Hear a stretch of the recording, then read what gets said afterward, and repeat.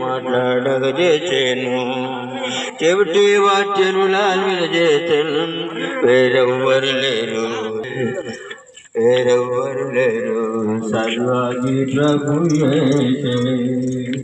యేసు ప్రభుల రక్షకుడు వేరెవ్వరు లేరు పాపులైన మరలా రక్షకునిగా వేరెవ్వరు లేరు పాపులైన మరలా రక్షకునిగా వందనములు తెలియపరుచుకుంటున్నాము. ఈ రాత్రి వేళలో మీ చెంతకు మేము రావడానికి గల కారణము ప్రభు యేసుక్రీస్తు ఈ లోకంలో ఆయన వలన మనకు కలిగినటువంటి ఉపయోగం ఏమిటో అది చెప్పాలని మీతో వచ్చిన్నాము. కాబట్టి ఒక 5 నిమిషాలు మా మాటలు మీరు వినవలసిందిగా మనం చేస్తున్నాము. బైబిల్లో ఈ విధంగా రాసి ఉందండి, కాలము సంపూర్ణమై ఉన్నది, దేవుని రాజ్యము సమీపించి ఉన్నది, మారు మనసు పొందుడి అని చెప్పి బైబిల్లో రాసింది. కాబట్టి కాలము సంపూర్ణమైనది అంటే ఈ లోకములో యుద్ధములు, భూకంపాలు, సునామీలు, కరువులు, కాటకములు, ప్రజలు ఒకరినొకరు చంపుకునుట, ఒకరినొకరు ద్వేషించుకునుట, ఒకరినొకరు అన్యాయం చేసుకునుట, లోకంలో పాపం విస్తరించి ప్రేమ చల్లారిపోయిన దినాల్లో మనం ఉంటున్నాము. కాబట్టి ఇవన్నీ ఎందుకు కలుగుతున్నాయి అంటే శాస్త్రవేత్తలు అంటారు కాలము అలా వచ్చింది అంటారు. కాలం వచ్చేది కాదండి, నేను నువ్వు మనుషులందరూ చేసే పాప జీవితాన్ని బట్టి దారుణమైన పరిస్థితులు సృష్టిపరంగా ప్రకృతి పరంగా మన మీద దారుణంగా దాడి చేస్తున్నాయి. కాబట్టి ఏ టైంలో మనం మరణిస్తామో తెలియని వారు, మన జీవితము నీటి మీద బుడగ లాంటిది. కాబట్టి ఇటువంటి అశాశ్వతమైన జీవితము ఏనాడు అంతరించిపోయి మరణానికి అప్పగించబడతామో తెలియని వారు.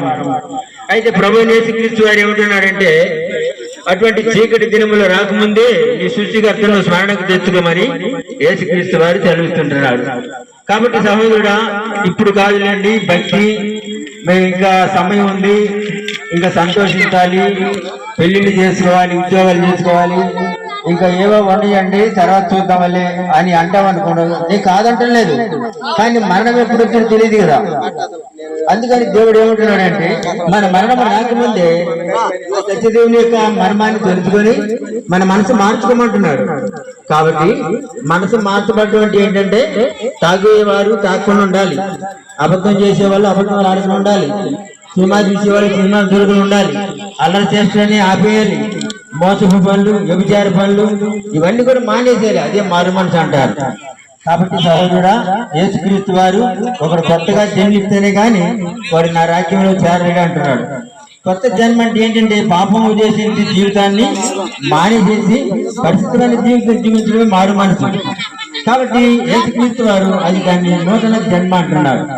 ఈ నూతన జన్మ ఎవరైతే పొందుతారో వారే దేవుని రాజ్యానికి వారసత్వం సంపాదించుకుంటారు. కాబట్టి ప్రభు యేసుక్రీస్తు వారు మొదట వచ్చి నీ కొరకు మన కొరకు మరణించాడు, ప్రాణం పెట్టినాడు, తిరిగి పరలోకానికి వెళ్ళిపోయినాడు.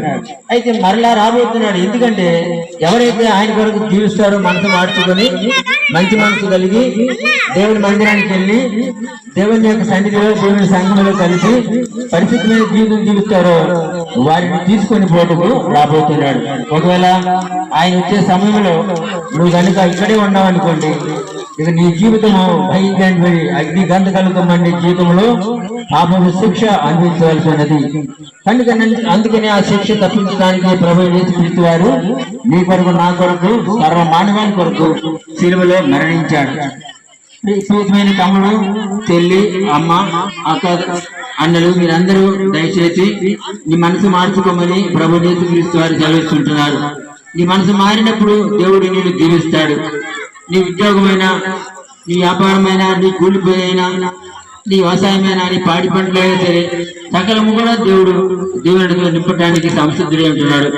కనుక మనుషుడా నా మాట విలువ అంటున్నాడు. కాబట్టి సహోదరి సహోదరుడా, దేవుడు చెప్పిన మాటలు మనం విన్నట్లయితే మన జీవితంలో సత్యశ్యామలుగా మార్చబడతాయి. అంతేకాదు ఈ లోకంలో ఏమి వచ్చినా సరే అవి మనం ఏం చేయలేము. మరణించిన తర్వాత దేవుని రాజ్యానికి సజీవంగా మనం అక్కడికి వెళ్ళిపోతాం.